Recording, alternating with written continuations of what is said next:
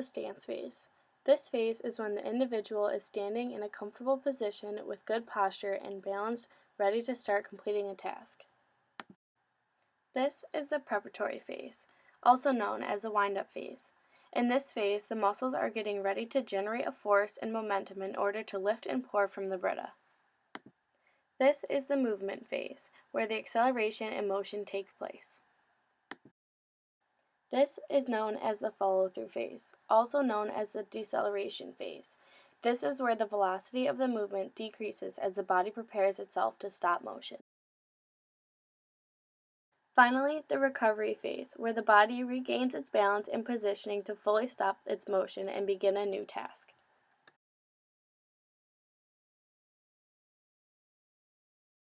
In the stance phase, the individual stands with her right and left shoulders adducted, her elbows in a neutral position, and a strong trunk in order to keep her balance while standing by the counter. As she reaches and grabs onto the handle of the Brita, the individual flexes her shoulder, flexes her elbow, and keeps her forearm in a neutral position.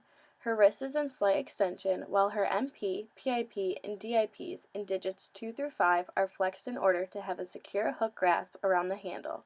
Her thumb is also in flex at the MP and PIP joints. As she begins to lift the Brita, her wrist goes into slight flexion while she abducts and internally rotates her shoulder. Her forearm also begins to go into pronation.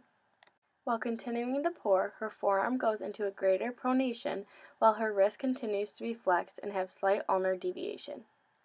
To bring the Brita back to its resting position on the counter, the individual brings her right shoulder back to a lower degree of flexion and adduction, bringing her forearm back to a neutral position, slightly extending her wrist and maintaining flexion throughout her MP, PIP, and DIPs.